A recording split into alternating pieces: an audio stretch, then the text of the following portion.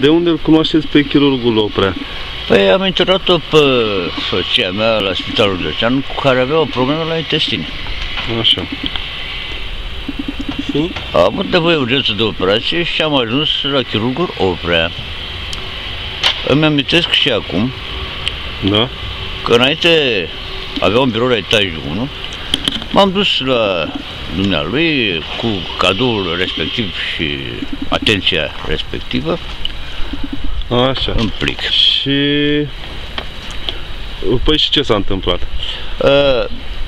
În acest timp el a operat-o, dar operația n-a reușit, domnule, și a murit în 2 săptămâni după operație, pentru că a fost un fel de malpractice, de fapt un fel. A fost un malpractice corect. Și cum ați reacționat dumneavoastră după această M-am certat cu doctorul care m-a trimis la plimbare, cum se spune. Am pus o plângere de malpractice ca la foarte scurt timp și am făcut, după aia mi s-a făcut milă de doctorul pe care mi-a spus că mai are deja de fapt dosar de malpractice. Deci el este cu malpractice-ul în floare, cum se spune. Mulțumim.